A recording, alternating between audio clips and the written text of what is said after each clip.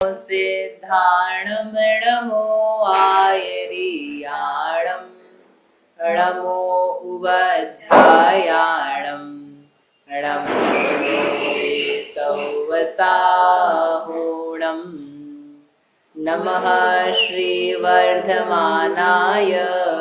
निर्धूतकलिलात्मने सालोकानां त्रिलोकानां यद्विद्यादर्पणायते।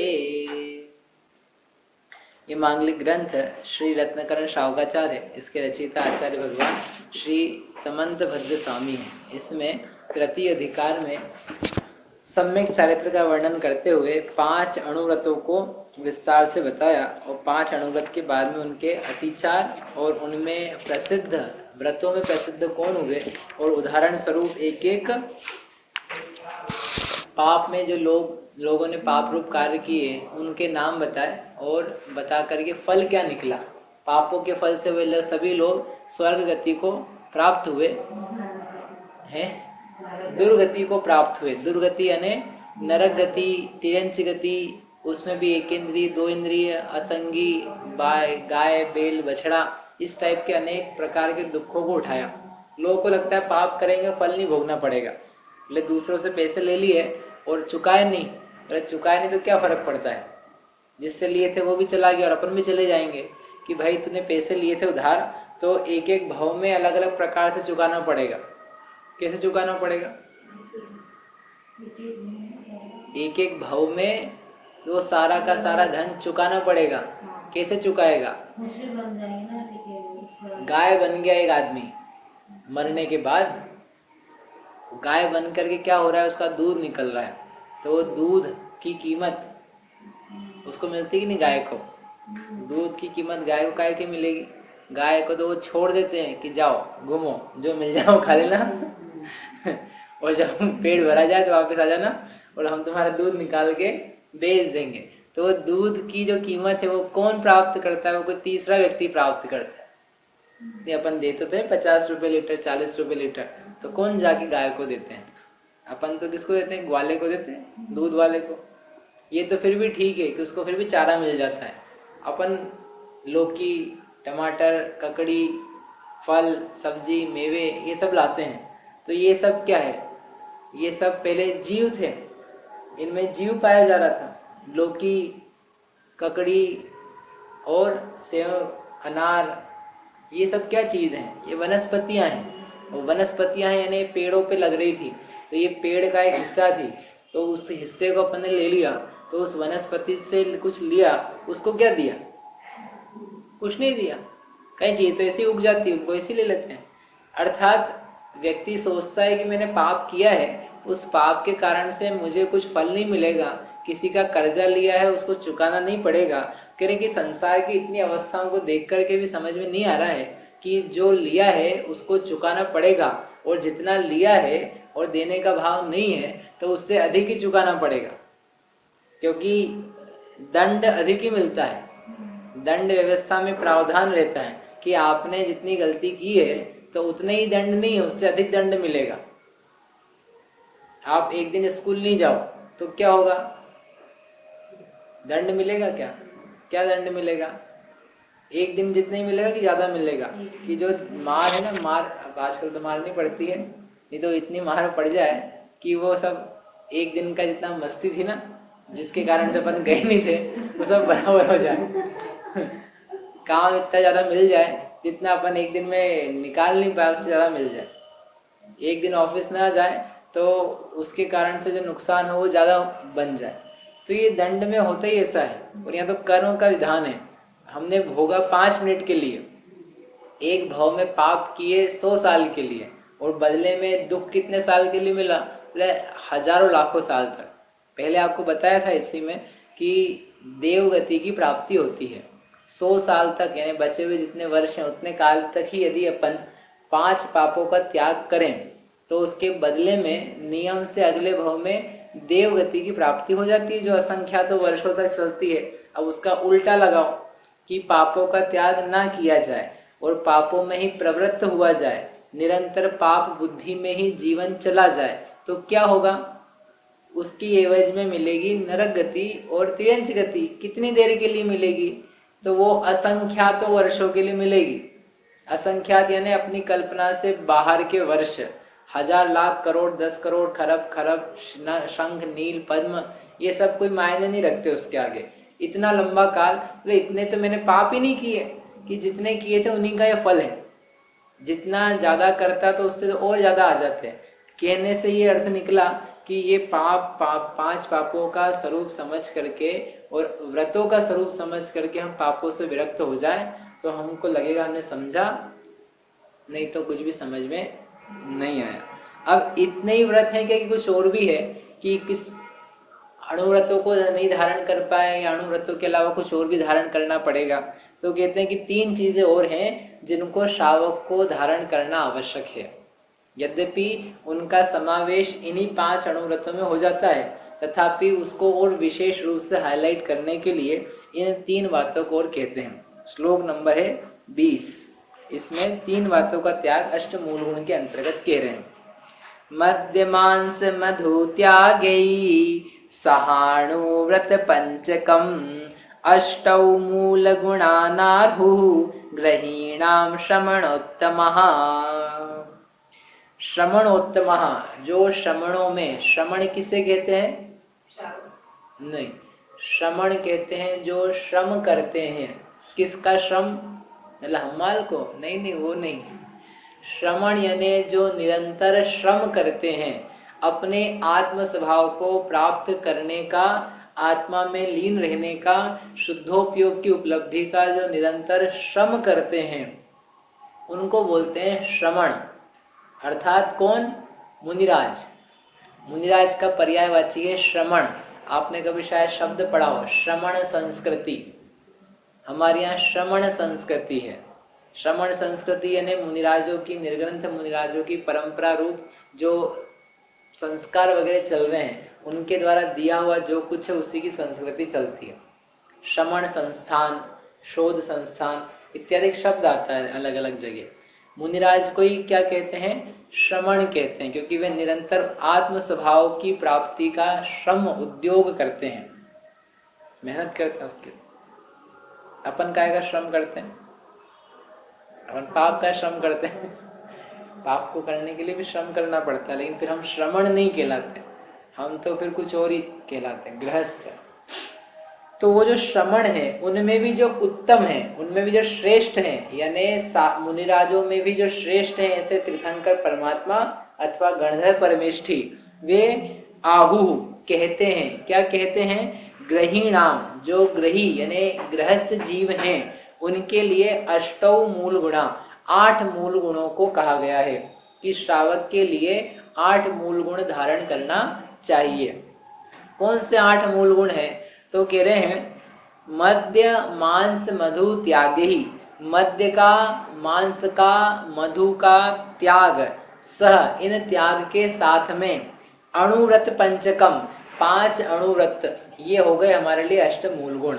श्रावक के 8 मूल गुण होते हैं। कौन से मूल गुण होते हैं श्रावक के? 8 पढ़े होंगे ना बालबोध में, बोलो कौन से 8 होते हैं? हाँ बढ़िया।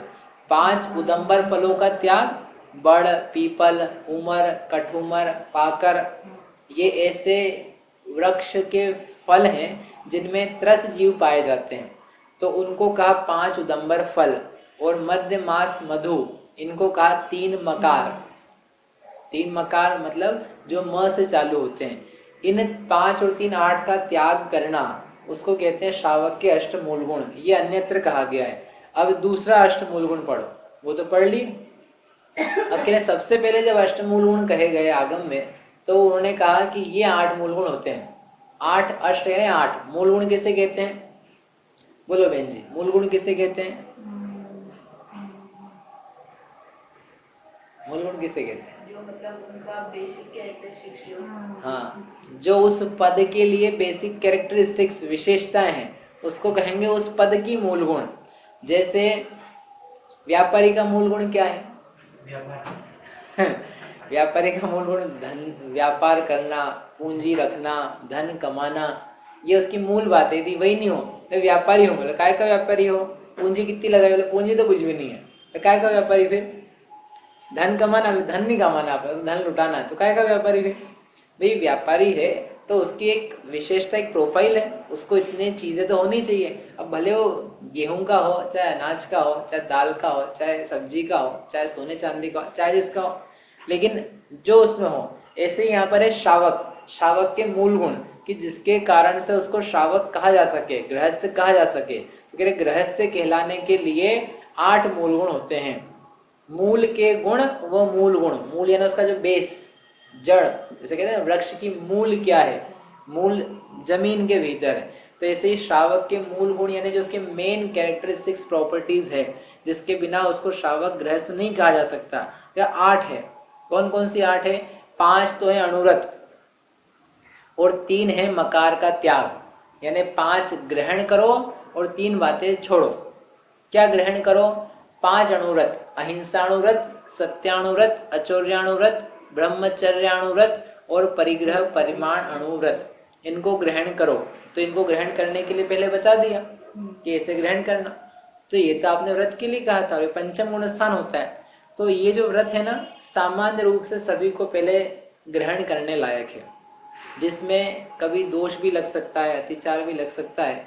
हमारी भावना ऐसी रहे कि व्रतों का पालन निर्दोष होवे, परंतु 8 वर्ष की उम्र में से ही हर एक बालक बालिका को ये व्रत ग्रहण कराए जाते थे, अभी भी कराए जाते हैं।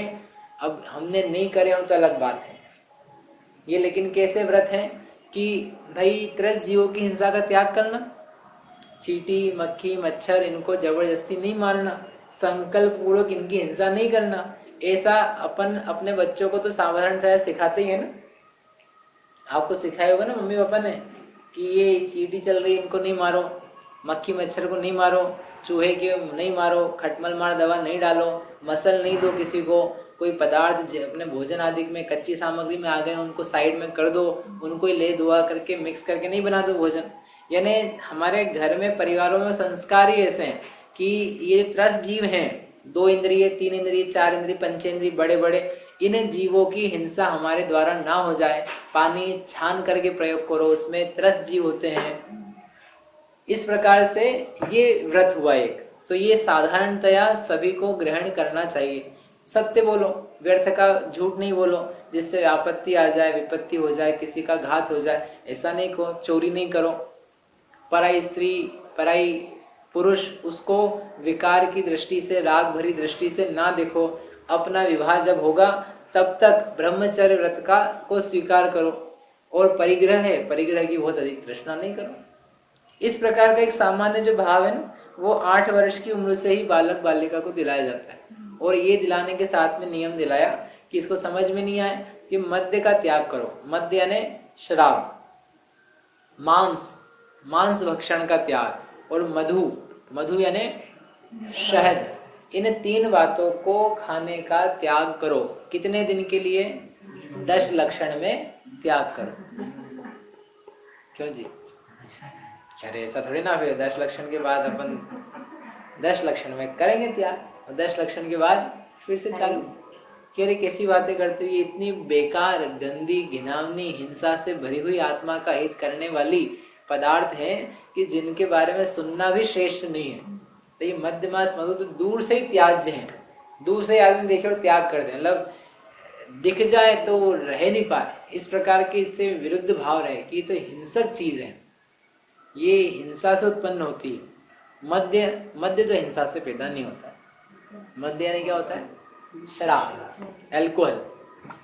एल्कोहल का त्याग क्यों करना चाहिए? अब मेरे ख्याल से ये सब बातें बताने की ज्यादा जरूरत है नहीं कि मद्य का त्याग क्यों करें, मांस का त्याग क्यों करें। क्यों जी? मद्य का त्याग क्यों करना चाहिए? हिंसा होती, काहे की हिंसा होती है उसमें? आपको पता है कैसे बनती है? अंगूर से बनती है, अंगूर से। अंगूर तो भक्ष्य होता है। क्यों? अंगूर से ही बनती है, आपको पता है कि नहीं?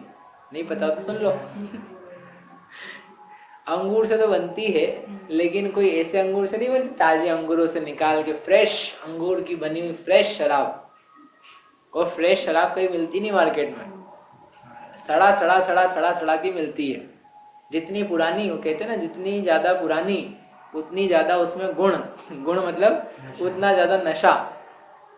अर्थात वो कोई भली वस्तु नहीं है ताजी, वो तो पुरानी बेकार वस्तु है जिसमें बहुत सड़ांध पैदा हो चुका है, जिसके पदार्थ इतने ज्यादा बुरे हो चुके हैं कि उसको कोई भी खाएगा या पिएगा तो नियम से उसके शरीर में विकृति आ जाएगी, रोम रोम उसमें मादकता आ जाएगी, वो अपने आप को और पर को सबको भुला देगा। मतलब घर के सामने खड़ा होगा फिर भी पूछता रहेगा लोगों से मेरा घर कहाँ है, मेरा घर कहाँ है, मुझे घर छोड़ दो। एक बार एक शराबी था, शराब पी के एक व्यक्ति को बोला कि टैक्सी वाले को मुझे घर पहुंचा दो। बोले क्या पता है? पता तो याद नहीं है। बोले फिर पैसे पहुंचाएंगे? बोले घरने वालों ने ये बिल्ला लगा के दिया था, इसमें देख लो।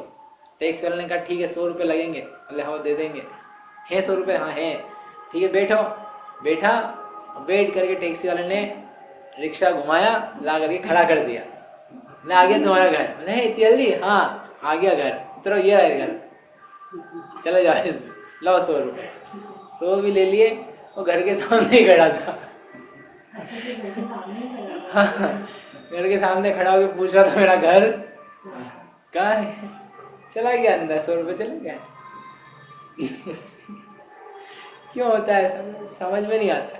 शराबी व्यक्ति को अपनी माता पत्नी जैसी दिखती है, पत्नी भी पत्नी पुत्री जैसे दिखने लग जाती है, पुत्री और बहनें सब पत्नी जैसे दिखने लग जाती है, उसका कोई ठिकाना नहीं रहता। ये तो इसके बाहरी दोष हैं, वास्तव में इसमें हिंसा के ही महादोष है। क्योंकि वो जो सड़ रहा है ना, उसमें सड़ने में त्रस्त जीवों की उत्पत्ति हो रही है। अपने को क्या है कि आंखों से जो चीज दिखती है ना अपन उतनी मानते हैं, लेकिन थोड़ा सा अपन और घुसे उसमें अंदर जाकर के, तो आजकल तो माइक्रोस्कोप वगैरह भी आने लगे, तो उससे भी देखो, और उसके अलावा और भी सूक्ष्मता से जाकर देखा जाए तो बहुत सारे जीव, 2, 3, 4 इंद्रिय उसमें पैदा होते हैं और मरते हैं। वो सड़ रही है तो उसमें सड़ने में हो क्या रहा है? जीवों की उत्पत्ति हो रही है। जैसे एक डेड बॉडी होती कि नहीं, तो डेड बॉडी है पड़ी हुई है तो उसमें से दुर्गंध आना चालू हो जाती है। कारण क्या है? कि वो सड़ता है। तो सड़ने में क्या चीज होती है? सड़ने में जीव पैदा हो रहे हैं उस जाति के अलग अलग प्रकार के, जिससे वह सारे शरीर को दुर्गंधित बनाते जा रहे हैं। ऐसे कैसे शराब जो है उसकी दुर्गंध से ही समझ जाना चाहिए कि इसमें निरंतर जीव वैसे ही पैदा हो रहे हैं जैसे कि एक सड़ी हुई बॉडी में पैदा होता है, और इसलिए इसमें इतनी दुर्गंध आ रही है। खाने वाले को इसलिए उतने मुख से, शरीर से, आसपास से इतनी दुर्गंध आती है। जरूर उसको तो सुगंध लगती भले शराबी को, लेकिन कोई भी सामान्य व्यक्ति हो तो समझ जाएगा कि ये तो महादुर्गंध है, इससे दूर से भागो। सूंघ भी लिया तो मालूम पड़ा उल्टी निकल। ठीक है, अल्कोहल तो अपन यूज नहीं करेंगे, लेकिन कॉलेज में पढ़ते हैं अपन, ऑफिस में रहते हैं, तो बियर वगैरह तो चल सकती है। बियर थोड़ा ना शराब होती है, बियर तो चल सकती है। क्यों सौरभ है? नहीं चल सकती है? पता नहीं है तो आपको पूछ रहे हो। बियर है वो भी शराब ही है भैया, भले उसमें थोड़ा सा नशा कम हो, लेकिन उसकी उत्पन्न होने की प्रक्रिया और जो त्रस्त जीवों वाली बात है हिंसा की, वो सब वैसी है। इसलिए कोई इस भुलावे में नहीं आ जाए। हम तो बियर पी रहे हैं, लोग बड़ा है उससे कहते हैं, क्या कहते हैं, स्मार्टली। हम शराब से ना पीते हैं, अपन तो बस बियर पीते हैं। हम बाहर थे तो वहाँ अच्छे अच्छे जैन घरों में हमने देखा शराब नहीं रहती थी, क्या रहती थी? बियर। मतलब बियर पियो, बियर में कोई दोष नहीं है, बियर को पीने से नशा भी नहीं आता है। भैया आचार्यों ने क्यों मना करा शराब पीने से? क्योंकि इसको पीने से क्या हो जाता है? नशा हो जाता है। और हम तो बियर पीते हैं तो उसको पीने से नशा नहीं हो रहा है, इसलिए पी सकते हैं। इनके भैया नशे वाली इतनी बात होती तो ये तो ऐसा है कि एक पक्का शराबी हो, उस पक्के शराबी को 1-2 घूंट या 1-2 जाम या 1-2 बॉटल पी भी ले वो, तब भी उसको नशा ना चढ़े, तो इसका मतलब उसने शराब थोड़ी ना पी है, कि भाई उसको नशा तो चढ़ा ही नहीं। जब तक नशा नहीं चढ़ेगा तब तक क्या कहलाएगी वो? तब तक शराब नहीं कहलाएगी। और जब नशा चढ़ना चालू हो जाएगा तब शराब कहलाएगी। ये नशा चढ़ना और नहीं चढ़ना ये तो इसका साइड इफेक्ट सेकेंडरी है। सबसे पहला इफेक्ट तो इसका जीव हिंसा है कि ये अत्यंत हिंसक वस्तु है, त्रस्त जीवों के सड़ाने, गलाने, मारने से उत्पन्न हुई है। तो उसके कारण से उन्होंने कहा था कि इसको नहीं ग्रहण करना। अकेली मादकता इसका कारण नहीं है सेवन नहीं करने का। बीमारी के हिसाब से देखते ना, के हिसाब से तो देखते बीमारी देखने लग जाए तो बीमारी के हिसाब से तो फिर सभी खा पी सकते हैं। इन हिसाब से देखते ना कि बंद कर देना चाहिए, बाकी जो इंसान के हिसाब से तो जो छोड़ते ही नहीं लोग कि बीमार हो जाएंगे इसलिए इसको छोड़ो, कि बीमार हो जाएगा, लीवर खराब हो जाएगा, ये तो बाहरी बात है। लेकिन इसके पहले वाली बात आगम में जो कही है, इनका ये हिंसा का हेतु है, ये हिंसक है। हमारा संबंध शरीर से बाद में, तुम्हारी आत्मा से पहले है। शरीर में तकलीफ होगी इसलिए हम किसी का त्याग कराएं, ये बाद में कहेंगे तुमसे। पहले तुम्हारी आत्मा का घात जिससे हो रहा है उस बात को पहले कहेंगे। समझ में बात? तो ये त्रस जीवों की हिंसा का हेतु है। इसलिए ये जो दिख रहा है ना बियर का चलन, और बियर को लेकर के फिर क्या होता है, स्कूल कॉलेज में लड़के लड़कियां जाते हैं तो दूसरे लोग पीने वाले होते हैं तो पिला देते हैं, और ये भी पी लेता है। क्यों? क्योंकि पता तो है नहीं कि इसमें क्या दोष है, तो ग्रहण कर लेता है, स्वीकार कर लेता है, और पीते पीते पीते आदत पड़ जाती है, और आदत पड़ के उसके नशे भी आने लग जाते हैं। इसलिए क्या है ये, वो भी भक्ष्य नहीं है, अभक्षी है, वो भी त्याज्य ही है, वैसे ही जैसे कोई वाइन या अन्य प्रकार की वो जो भी शराबें आती हैं वो सब है। फिर एक और चीज है, सो कहते हैं अपन भांग। भांग तो अपन खा सकते हैं, भांग में कोई दिक्कत नहीं है। क्यों? क्योंकि भांग थोड़ा शराब होती है। भांग खाई कि नहीं कभी? नहीं खाई, खाना ही मत। भांग है वो नशा है, और नशा के अलावा उसमें भी त्रस जीवों की उत्पत्ति है। उसको बनाने की जो प्रक्रिया है थोड़ी बहुत लिखी रत्नग्रंथ शावकाचार्य में सदाशिव दास जी ने, कि उसको पड़ाए रखते हैं, गलाए रखते हैं, गला करके वो पैदा होती है, उसमें भी त्रस जीव पड़ जाते हैं। कोई छान की नहीं बनाई जाती है, तो छान के बना ले तब तो तब भी कर लोगे तो ये फिर आत्मा के लिए अत्यंत हितकारक है। कि जितनी जितनी भांग खाता है वो बेचारा आदमी पागल हो जाता है। भांग खाया जिसने तो उसको हंसी हंसी हंसी हंसी हंसी आकर के वो रोकना भी चाहे तो शरीर में जितना सारा वो मादकता फैल गई उसके कारण से ये रोक नहीं पाता। वो मंदिर नहीं जा सकता, उस समय प्रवचन में नहीं बैठ सकता, सो नहीं सकता, व्यापार नहीं कर सकता, कुछ भी नहीं कर सकता। जितनी देर भांग का नशा चढ़ा उतनी देर के लिए वो बेकार हो गया। थोड़ी सी हो तो थोड़ी सी भांग से जितनी देर नशा चढ़ेगा उतना जाएगा बेकार। इसलिए भांग हो वह भी कैसी है, अभक्ष्य। इसी मध्य के अंतर्गत समझ लेना, मध्य त्याग में। फिर ड्रग्स आती है, ड्रग्स वो क्या है, मध्य के अंतर्गत जो जो चीजें नशा पैदा करने वाली है वे जरूर गलत तरीकों से बनाई गई है, और कदाचित गलत तरीके से ना बनी हो तब भी आत्मा का स्वरूप भुलाने वाली है। अपने आत्मा को वैसे स्वपर ज्ञान नहीं हो रहा है, हम वैसे ही शरीर में गहल बेहोश हो रहे हैं, ये और बेहोश कराने वाली। एक तो पहले अज्ञानी थे और एक अज्ञान के लिए और काम नया कर लो, तो ये तो ऐसा है कि गरीबी में आटा गीला। पहले गरीब था आदमी और पानी में, आटे में पानी और मिल गया, तब खाएगा क्या? ये समझ से गरीबी में आटा गीले का अर्थ है नहीं समझ में आया। आटा था, गरीब आदमी है ना, उसके पास थोड़ा सा ही आटा है, अब थोड़े से आटे में वो रोटी बना सकता है। लेकिन बुद्धिमान ने क्या करा, सोचा पानी ज्यादा मिला देंगे तो रोटी ज्यादा बनेगी, तो इतना पानी मिला दिया कि कुछ भी नहीं बना। बोले हलवा भी नहीं बनेगा, हलवा तो पहले आटे को सेकना पड़ता है, उसके बाद में पानी मिलाए तो हलवा बनता है। ये भैया ने तो पहले ही मिला दिया, तो इसका ना हलवा बनेगा ना रोटी बनेगी, अब ये और भूखा ही रहेगा। अब बैठा रहे जब तक दूसरे दिन का आटा की व्यवस्था नहीं हो जाए। उसको बोलते गरीबी में आटा गीला। गरीबी में खाने के लाले थे और आटा जितना था वो भी खराब हो गया। अथवा कहो एक तो करेला ऊपर से नीम चढ़ा, तो ऐसे ही जीव पहले ही अज्ञानी, और शराब पी ले, ड्रग्स खा ले, भांग खा ले, तो ये और अज्ञानी हो जाए, तो इसके जीवन में बचे ही क्या? फिर उतनी देर के लिए तो गए ही और इसकी आदतें पड़ जाती है। आप देखो नशे वाले चीज लोगों को, जिनको जिस चीज का नशा है उस चीज के नशे में वो सब भूल जाते, मतलब एक भी काम उनको समझ में नहीं, संपट नहीं पड़ती, और वो ही करना चाहता है, बस कैसे भी करके मुझे मिल जाए। हत्या भी करनी पड़े उसको उस नशे को प्राप्त करने के लिए, वो चूकता नहीं है, क्योंकि वो खुद अपने वो उसको सहन नहीं होती। शरीर के जो हार्मोन्स हैं, जो रक्त है, उस सब में इस प्रकार से फैल जाता है वो कि वो उसको कंट्रोल करता है। अभी ये अपने आपे से बाहर है। एडिक्शन ऐसा है कि मतलब इसके ब्लड में आ गया हो, और ये महसूस उसी वो शरीर को कर रहा है, तो इसलिए अभी ऐसे छूट नहीं पाता अनलेस कि जो छूटने के सारे प्रावधान है वो सब करे। इसलिए जितना नशा है वो अभी ही छोड़ने लायक है। कब छोड़ेंगे हम उसको? अभी मतलब अभी तक नहीं छोड़ रहा है। छोड़ना हर साल छोड़ा करो, हर एक एक साल के नियम नहीं हो, नियम तो हमेशा के ही है। मैं अपने जीवन में कभी भी मद्य का सेवन भूल करके भी नहीं करूंगा। ना दवा के रूप में करेंगे, ना भोजन के रूप में करेंगे, ना मजे के लिए, ना दिखाने के लिए, ना शौक के लिए, ना एक बार के लिए। अनेक लोग इसलिए कर लेते हैं कि एक बार तो अपने को ट्राई करना चाहिए। भाई अपन आए हैं, इतने मुश्किल से मनुष्य बने हैं और इतना अपने को सब संपत्ति वैभव पैसा वैसा मिला है, तो अपने को एक एक बार तो सब चीजें ट्राई करनी चाहिए, उसके बिना नहीं रहना चाहिए। ठीक है ना? ऐसा बोला कि नहीं बोला आज तक किसी ने आपसे? बोलते हैं ना, तो ट्राई करना चाहिए ना। फिर इनके यदि ऐसी बात है तो एक काम करते हैं फिर, और भी बहुत सारी है एक एक बार ट्राई करने की चीज है। एक पुलिस वाला जा रहा था रास्ते पे, उसको एक बार चाटा मारो, एक बार ट्राई करना चाहिए। भाई पुलिस वालों को आज तक चाटा नहीं मारा है ना, तो एक बार ट्राई करो। किस बात का? पुलिस वालों को चाटा मारते हैं तो क्या होता है, देखे जरा वो भी, क्योंकि अपन मनुष्य बने हैं, वो इतने बुद्धिमान है, और एक बार ट्राई नहीं करें तो कैसे चलेगा? Let's try that also.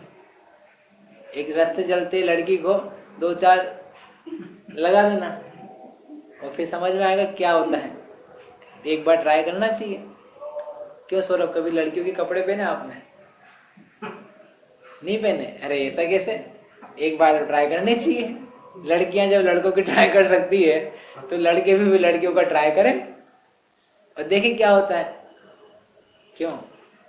सड़क पे सोए कभी आप? ट्राई करना एक बार, सड़क पे सो के क्या होता है। रात को 12 बजे कुत्तों के बीच में रहे कभी? नहीं रहे। ट्राई करना एक बार। भाई अपन को एक सब चीज ट्राई करनी चाहिए। हाँ क्यों जी, सब ट्राई करेंगे। फिर चोरी करी कभी आपने मंदिर में दान पेटी में से? तो एक बार करो। क्यों? ट्राई करना चाहिए। मतलब मैं आपको ऐसे लाखों बातें बता सकता हूँ कि जो आप कहोगे नहीं नहीं नहीं नहीं नहीं नहीं, नहीं हम बिल्कुल नहीं। और हम मतलब जो जो व्यक्ति ऐसे तर्क देते हैं ना, उनके सामने हम कह सकते हैं कि तुम जो कह रहे हो ये बेकार की बात, तर्क ही नहीं इस बात में, ये बिना सोचे समझी बात है। अब व्यक्ति सोचता ही नहीं है, बोले हाँ बात तो सही, एक बार ट्राई करनी चाहिए, तो वो सिगरेट हाथ में ले लेता है, वो भांग खा लेता है, वो बियर पी लेता है, वो शराब पी लेता है, वो सब काम कर लेता है जो उसको नहीं करने चाहिए थे, मात्र इस बात के सुनने पर कि एक बार तो हमको ट्राई करनी। जो व्यक्ति बोल रहा है ना उसको एक चाटा लगाना, कि ना तूने ट्राई किया आज तक मेरे हाथ का चाटा, एक बार ये भी ट्राई करना चाहिए। तो समझ में आ जाएगा तेरे ट्राई का लॉजिक कितना गंदा बेकार सा आधारहीन है, उसमें कोई दम नहीं है। कि नहीं नहीं हम तो बस खाने की बातों की बात कर रहे थे, आप तो पता नहीं कहाँ कहाँ घुस गए। ठीक है खाने पे आ जाते हैं, आओ खाने की बातों पे समझा देते हैं। कभी रक्त पिया? क्यों जी? रक्त नहीं, खून मांस की बात नहीं कर रहे हैं, रक्त। तो ले किसी बातें करते हो आप गंदी, कि हम तो नहीं कह रहे, आपसे भी नहीं कह रहे, हम तो उस खाने पीने वाले व्यक्ति से कह रहे जो कह रहा है कि हम बस खाने पीने के लिए कह रहे थे कि सब चीज ट्राई करनी चाहिए। तो रक्त भी पी लेना, फिर एक बार काम करना, हड्डी चबाई गई मुंह में वो भी चबा लेना। तो ऐसे ऐसे खाने पीनों के भी आपको नाम बता सकते हैं जो आप बोलोगे हमने आज तक नहीं किए हैं, अभी तक टेस्ट नहीं आया है, तो फिर तुमको उनका भी टेस्ट हम करवाने के लिए उतारू हो जाएंगे और आप कहोगे नहीं नहीं हम नहीं कर पाएंगे। इसका मतलब तुम्हारा कहना बिल्कुल बेकार था कि जो चीजें हमने ट्राई नहीं करी है एक बार तो अवश्य करनी चाहिए। अनेक लोग सिगरेट पीते हैं इसलिए भैया ऐसे चक्कर में नहीं आ जाना। कोई बहलाए में भूलका बहलाए भी, व्यर्थ की तर्क भी दे तो अपनी बुद्धि लगाना कि ये हमको करने लायक है भी कि नहीं, इस तर्क में कोई आधार भी है कि नहीं। तो ये तो बात हुई अपनी मध्य की। ऐसे मांस की समझ लेना, जो मांस है वो अपने आप में हिंसक है, हिंसा से उत्पन्न होता है, इसलिए वे भक्ष्य नहीं है। उसमें आत्मा का हित तो है ही, उसके अलावा शरीर आदि के भी हित है, कोई वो उत्तम आहार नहीं है। तो कोई कहता है कि ठीक है हम स्वयं नहीं मारेंगे, मरा हुआ तो यूज कर सकते हैं। भाई अपन ने नहीं मारा है, अपने आप ही मर गया है, उसको तो हम प्रयोग कर सकते हैं। तो आचार्य कहते हैं कि नहीं, उसको भी प्रयोग नहीं कर सकते। क्यों नहीं कर सकते? उसमें क्या दिक्कत है? कि बताया ना कि जो मरी हुई डेड बॉडी है उसमें निरंतर जीव पैदा होते हैं और पैदा होते हुए उसमें वो हिंसा जो है वो अभी भी बनी हुई है। क्योंकि यदि नहीं होती तो ये जितने सारे ये मांस के पिंड है वो जो कोल्ड स्टोरेज में रखे हैं वो रखे नहीं जाते। वो रखी क्यों रहे हैं कि इसमें निरंतर जीव पैदा होते हैं। यदि हमने इसको इस प्रकार से सुरक्षित नहीं रखा तो ये सड़ जाएगा, खत्म हो जाएगा, तो खरीदेगा कौन। इसलिए उसको पैक करके ऐसे रखते हैं बिल्कुल कि जिसको अच्छी चीज है। लेकिन कितनी घिनौनी बेकार चीज किसी शरीर का पिंड है, उसको देखे तो आदमी भोजन छोड़ दे, उसके बारे में सुने तो भोजन छोड़ दे। लोगों को दिखता था, दिखना दूर की बात है, कान में पड़ जाए भोजन करते हुए मांस, ओहो खाना छोड़ता आदमी। अपनी स्थिति ऐसी कि अपन मैकडॉनल्ड में बैठ करके एक आदमी खा रहा है बर्गर, कौन सा बर्गर अब नाम नहीं लेते, और अपन खा रहे हैं आइसक्रीम। बोले अपन थे ना खा रहे हैं। कि तुम्हारी बुद्धि कितनी भ्रष्ट हो गई है कि उस स्थान में बैठ के खा रहे हो जहाँ पे मांस लोग खा रहे हैं आजू बाजू में, ऐसा स्थान खाने लायक नहीं है। ऐसे स्थान में बैठ के भोजन नहीं किया जा सकता जहाँ पे लोग मांसाहारी हों। वो कह रहे मांसाहारियों के बीच में बैठ करके भोजन नहीं किया जा सकता, भले वो मांस नहीं खा रहे हो। ऐसे लोगों के बीच में बैठ करके भोजन नहीं कर सकते हैं। और ये तो मांस बिक ही रहा है, वो बिक ही नहीं रहा है, खा ही रहे हैं लोग। की जगह पे बनता है वहां बैठ के खाने लगा ये। इसका मनुष्य जीवन बिल्कुल बर्बादी की तरफ चला गया। ये चीजें क्या है, बार बार हमने पहले भी कही है आप लोगों से, लेकिन इसलिए कह रहे थे कि इतनी तेजी से बढ़ती जाती है और हम भूल भी जाते हैं और उन्हीं स्थानों पे पहुंच जाते हैं गलती से या किसी शौक से या रसना इंद्री के वश हो करके। लेकिन वो शौक इतना महत्वपूर्ण नहीं है जितनी महत्वपूर्ण हमारी आत्मा है। अपना हित, अपना कल्याण और पाप से बचना वो ज्यादा जरूरी है। 2 मिनट के रस के लिए अपन हजारों लाखों वर्षों का पाप नहीं कमाए, अपने वो गड्ढे में नहीं डाल। मैकडॉनल्ड्स, पिज्जा हट, इन पे जाके खाने में आधी घंटा भी नहीं लगेगा और उस आधी घंटे के बदले में क्या क्या नहीं होगा अपने साथ, उसकी कल्पना भी नहीं है जीव को, जानते ही नहीं। इसलिए मांस का त्याग अकेला वही नहीं जो अपन साक्षात मांस का त्याग किया है। ऐसी जगह पे जाना, ऐसी वस्तुओं को खाना, ऐसे लोगों के साथ बैठ के खाना, वो सब भी त्याज्य है। मांसाहारी के साथ रहना ही बेकार है। मांसाहारी व्यक्ति अपना कुछ होने नहीं चाहिए, ना कोई मित्र चाहिए मांसाहारी, ना कोई सहयोगी चाहिए। अब वो हो ही जाता है, ऑफिस में मिल जाते हैं तो एक वो मजबूरी अलग बात है, लेकिन हमारा मित्र नहीं कोई मांसाहारी। मित्रता लायक तो उत्तम लोग होते हैं जिनमें सद्गुण हो, जिनमें श्रेष्ठता हो, जिनमें सदाचार हो, शाकाहारपना हो, जीवों की हिंसा से विरक्त हो। अरे और कोई बात नहीं है तो कम से कम अहिंसक तो हो, भले वचन उसके गलत, आवाज कर्कश हो, चेहरे से सुंदर नहीं दिखता हो, पढ़ने में होशियार नहीं हो, लेकिन कम से कम अहिंसक तो हो। तुम्हें हिंसा से बचाएगा हमेशा, कहेगा कि भैया हिंसा नहीं करनी है, ऐसी जगह नहीं जाना। ये गुण भी नहीं मिला पाए तो फिर क्या देख। तो ऐसा ये मांस और मांस संबंधित वस्तुओं का त्याग समझ लेना। एक चीज और बची, मधु, शहद, उसमें क्या गड़बड़ है उसके बारे में थोड़ा सा विचार करेंगे आगे। इसके बाद में ये अधिकार हुआ पूरा। तो ये है श्रावक के अष्टमूल गुण, जिसको प्रत्येक श्रावक को प्रत्येक समय धारण करना ही चाहिए। उसके बिना वो श्रावक कहलाने के योग्य भी नहीं रहता। ऐसा जानकर इन पदार्थों का यावत जीवन हम त्याग करें और अपने जिन धर्म को ही नहीं, अपने आत्मत्व को सार्थक करें। ऐसी मंगल भावना से जा वाणी के ज्ञान ते सूझे लोकालोक, सो वाणी मस्तक नवो सदा देत हो ढोक।